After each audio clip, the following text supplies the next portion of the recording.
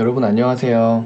이번 영상은 전기기능사 필기 제가 간략히 좀 요약을 해드리려고 하는데, 요약이라기보다는 시험에 자주 출제됐던, 그리고 좀 이제 전기기능사 이제 취득하기 위해서 기본적으로 어떤 것들을 알아야 되는지 좀 간단히 제가 체크해드리도록 하겠습니다.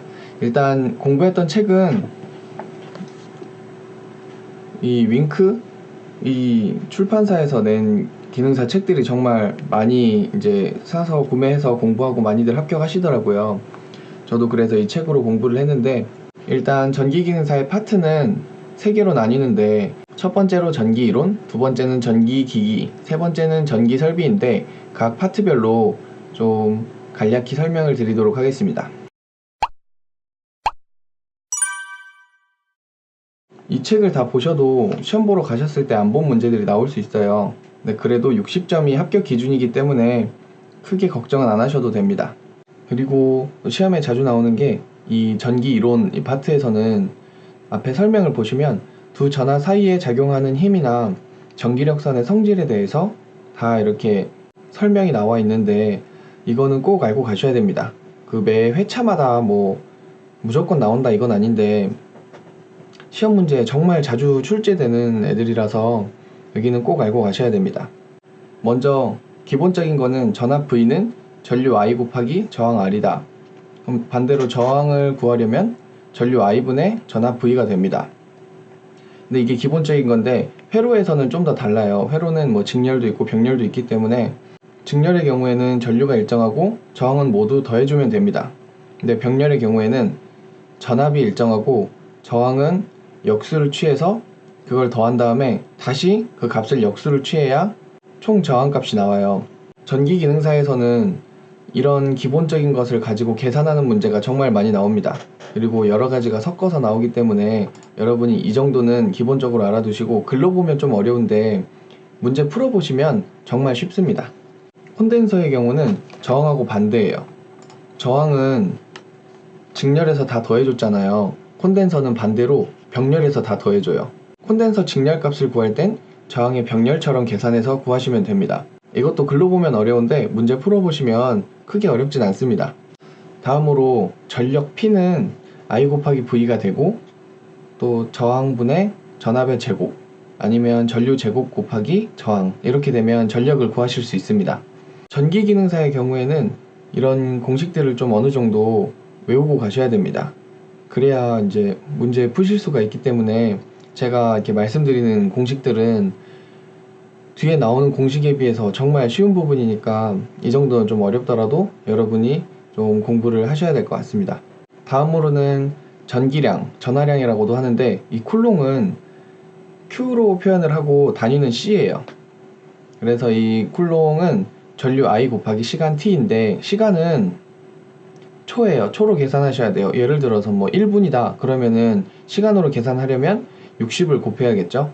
나중에 문제 푸실 때 2분 동안 얼만큼의 전류가 흘렀나 그러면은 전류 곱하기 120을 해주셔야 되는데, 답을 보면 전류 곱하기 2에 대한 값이 나올 수도 있어요. 그러니까 헷갈리지 않게 그 쿨롱의 단위는 시간은 초라는 거 잊지 말고 여러분이 hend갈리지 않게 좀 유의해 주셔야 될 것 같습니다. 다음에는 에너지에 대한 내용이 나오는데, 에너지는 콘덴서 에너지도 있고 코일의 에너지가 있어요. 콘덴서 에너지부터 보시면 2분의 1 CV의 제곱이 되고 2분의 1 QV도 돼요. 다음으로는 에너지에 대해서 나오는데, 콘덴서 에너지 있고 코일의 에너지가 있어요. 콘덴서 먼저 보시면 2분의 1 CV의 제곱이 되는데, CV는 Q로 바꿀 수 있어요. 그렇게 되면 2분의 1 QV로 만들 수도 있습니다. 왜 이렇게 말씀을 드리냐면, 좀 복잡해 보이는데 어떨 때는 전하량을 주고 전압을 줄 때가 있고, 어떨 때는 콘덴서의 값을 주고 전압을 줄 때가 있어요. 그러면 여러분이 여기서 2분의 1에 CV제곱을 해야 되나 2분의 1 QV를 해야 되나 이렇게 헷갈리실 수가 있기 때문에, 여기는 정확히 여러분이 꼭 알고 가셔야 됩니다. 그리고 다음에는 코일의 에너지도 나오는데, 코일의 경우에는 2분의 1 LI의 제곱이에요. 그러니까 코일 값 곱하기 전류의 제곱이죠. 아까 콘덴서는 전압의 제곱이었는데 코일하고 콘덴서가 이 차이가 있다는 거 꼭 알아두셔야 됩니다. 어떤 경우에는 전하량 Q를 주고 전압을 주는데, 그렇게 되면 아까 말씀드린 콘덴서 에너지 값 구하는 것처럼 2분의 1 QV로 계산을 하실 수도 있잖아요. 근데 콘덴서라는 말이 있는지 없는지 보셔야 돼요. 그냥 콘덴서란 말 없이 그냥 전하량과 전압을 얘기를 하면 그냥 QV만 하시면 됩니다. 그러니까 여러분이 이런 데서 좀 많이 틀리는 것 같더라고요. 그래서 이런 부분 헷갈리지 않게 잘 외워두셔야 될 것 같습니다. 다음으로는 저항인데, 저항은 R로 표시를 하고 콘덴서나 코일의 저항치는 리액턴스라고 말을 합니다. 네, 표시는 X를 하고 코일은 XL, 콘덴서는 XC. 네, 이거를 합성 저항을 구할 때는 기호를 정확히 구분해서 하셔야 되는데, 만약에 이거 계산을 할 때 합성 저항 임피던스를 다 구했을 때 코일의 저항치가 더 이제 크게 되면 유도성이고 콘덴서가 더 크다, 그럼 용량성이 됩니다. 뭐 이 리액턴스 값이나 저항 구하는 방법은 문제를 많이 풀어보시면 충분히 뭐 어려운 공식이 아니기 때문에 그런 거 잘 알아두시고, 문제에 가끔씩 뭐 유도성이냐 용량성이냐 이런 걸 묻기 때문에 제가 이렇게 말씀을 드리고, 또 위상도 가끔씩 물어봐요. 콘덴서의 위상은 전류가 앞서고 코일의 경우에는 전압의 위상이 앞섭니다. 잊지 말고 여기도 여러분이 잘 메모해 두시면 시험 보실 때 도움이 될 것 같습니다. 다음으로는 코일의 합성 저항 구하는 게 나오는데, 코일의 합성 저항 L은 L1 플러스 L2 플러스 마이너스 EM이 되는데, 큰 값과 작은 값에 차이를 두고 계산하는 거예요. 예를 들어 큰 값에 90, 작은 값에 10을 놓으면 이 공식을 계산을 했을 때 4M은 80이 나와요. 그러면은 4M에 80이 나오면 M 값은 20이 됩니다. 이런 식으로 구해주시면 되고, 다음에는 합성 인덕턴스가 아니라 상호 인덕턴스를 구하는 이제 문제가 나오는데, 상호 인덕턴스의 경우에는 계수 K 곱하기 루트 L1 곱하기 L2로 계산을 하시면 되는데, 직교라는 말이 나오면 답은 제로가 됩니다. 따로 계수라는 말이 없으면 그냥 루트 L1 곱하기 L2를 계산을 하시면 되고, 다음 보시면 전압계하고 전류계 관련해서 나오는데, 정말 여기서 좀 많이 헷갈려 하세요. 전압계는 부하 또는 전원과 병렬로 연결을 하고, 이 전압계는 배율기에다가 직렬로 연결을 합니다. 반대로 전류계는 부하 또는 전원과 직렬로 연결을 하고, 이 전류계는 분류기에다가 병렬로 연결을 해요. 여러분 이거 메모해 두셔야 됩니다. 따로 시험 문제에 나와요. 전압계는 어떻게 연결하냐, 전류계는 어떻게 연결하냐, 배율기는 어떤 것과 어떤 식으로 연결하냐, 이런 식으로 묻는 문제가 나오기 때문에 여러분이 여기 따로 메모해 두시기 바랍니다. 다음으로는 결선에 대해서 나오는데, Y결선은 성형결선이라고도 해요. 가끔씩 뭐 Y로 안 내주고 성형결선은 막 이런 식으로 물어보기도 해요. 그 성형결선은 3분의 델타 값이 되고, 이 델타 결선은 3 곱하기 성형결선이 됩니다. 여러분 이거 잘 알아두셔야 됩니다. 다음으로는 교류에 대해서 나오는데, 교류값, 시료값, 뭐 순시값, 평균값 이런 것들이 나와요. 근데 간단히 좀 정리를 해드리면, 교류값에 대해서는 일반적으로 시료값을 사용한다고 해요. 그냥 뭐 이걸 묻는 문제도 나와요. 교류값은 어떤 값을 사용하냐, 이렇게 묻기도 합니다. 근데 일단 시료값을 쓴다는 것을 알아두시고, 시료값의 경우는 일단 표현이 된 게 루트 2분의 1 값이 곱해진 거예요. 그러니까 0.707이에요. 근데 나중에 이런 문제가 종종 나옵니다. 이 교류값에 대한 순시값은 얼마인가 이렇게 물어보거든요. 그러면은 순시값에다가 루트 2분의 1이 곱해진 값이에요. 0.707이 곱해진 거거든요. 그러니까 순시값을 물어보면 루트 2를 곱해주거나 아니면 0.707을 나눠주세요. 그러면 그게 순시값이 됩니다. 근데 평균값의 경우는 파이분의 2가 곱해진 값이에요.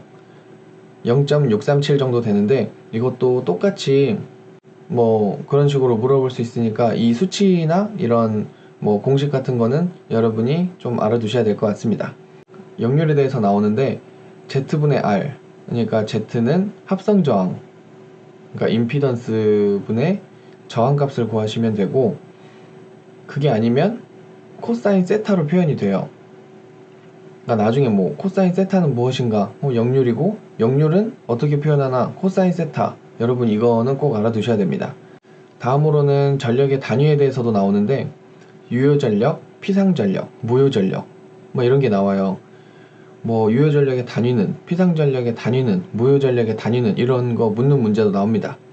이게 정말 뭐 계산 공식 여러분이 힘들게 외우셨는데 이런 문제가 나오면은 공식 외운 거는 안 나오고 이런 문제 나왔는데 여러분이 어려운 것도 아닌데 이런 데 틀리면 정말 자괴감이 들어요. 그러니까 이런 부분도 잘 알아두시고, 다음으로는 또 결선에 대해서도 나오는데, 델타 결선하고 성향 결선, 이 Y 결선이 선전류하고 상전류, 또 선전압과 상전압 값이 루트 3배만큼 차이가 나는데, 델타 결선하고 성향 결선하고 다릅니다. 이거 정확히 구분할 수 있어야 돼요. 나중에 이 관계식으로 옳은 것은 이렇게 묻기 때문에 헷갈리지 않도록 잘 외워주시기 바라고, 얘네들의 위상차는 30도가 나고 그 30도는 6분의 파이예요. 그러니까 파이 값은 180입니다.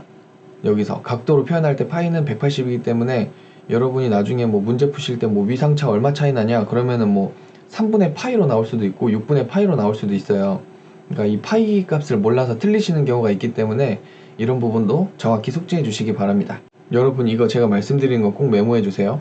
델타 결선에서 상전류가 30도 앞서고요. 성향 결선, 그러니까 Y 결선에서는 선전압이 30도 앞섭니다.